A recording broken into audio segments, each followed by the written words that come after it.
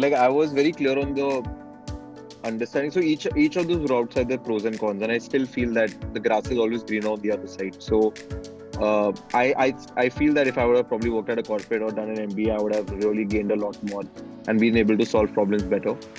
But I was very clear that I was young and I had lesser to lose. The risk factor was a little lower, and that allowed me to operate more freely. So I could operate more freely with the time. I could operate more freely with my resources, whatever I had at hand, and it became a little bit more. It became a risk mitigation strategy for me. And I think what Elon Musk said once, when he started before starting out SpaceX, was he said that he evaluated the percentage of failure or the odds of success before he started out, and knowing that what failure would look like for him and the worst case scenario for them. So I think that if money and financial independence is really important for you in the beginning, it's better to sort of work for a couple of years and then deep dive into it, because that will add more comfort to your journey. And be rest assured that you need to be a bit more comfortable in every other surrounding, and then really strive hard in one. So like I said, any decision you will take, you will always feel that the other one was maybe a tad bit better. But just evaluate for yourself, write it down, pen it down. What's in it for me, what's the worst case situation. So I knew that if I ever failed in college, I would still end up finishing my degree and then still, being capable of getting another job. So I never really had that. And I knew that these years I wanted to utilize and I already had an idea that I was excited about, right? So that became a little bit more easier for my decision making. But for so many others, I think it's important that you weigh your pros and cons and sort of see what's the worst that could happen. And if it's not, and if you're okay with that, then I think go ahead. So Elon Musk's success rate was 10%. He said 1 out of 10 chances that I'm going to make this happen. But if that happens, that's okay with me. And he knew that if he failed, he would lose this much amount of money, and that would again be okay with him.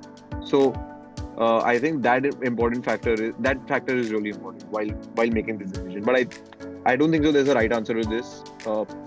Personally need to come up to that sort of a decision based on the thinking that I mentioned before.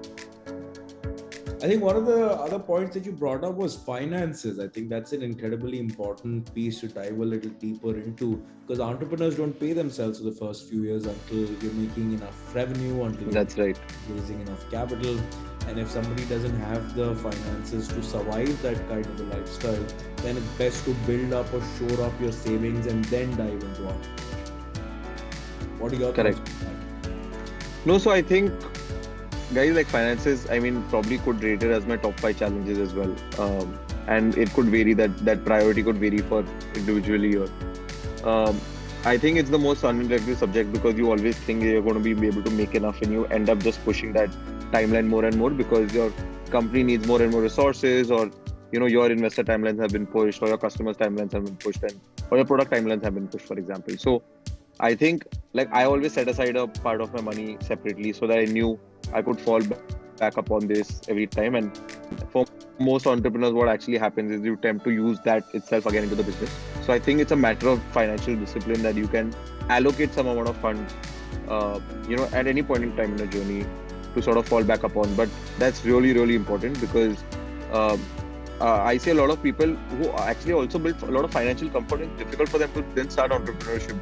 And it really becomes challenging. So for most of the college students here, I know you wouldn't be able to relate to it, but trust me, while you get into a job which is cushy and which pays you well, it's very difficult to get out and do your journey, because then the risk factor just becomes. So I had never really seen corporate money, so that never lured me into so much, and I was okay with living on a shoestring budget for the next 3 years. And it's easier said than done because every day then sort becomes a challenge. But then, like I said, if you enjoy what you're doing and if you're excited about the problem that you're solving, you're excited about the people that you're working with, all of this becomes a support factor where people actually end up supporting you and they understand your journey, knowing that you will do better going forward.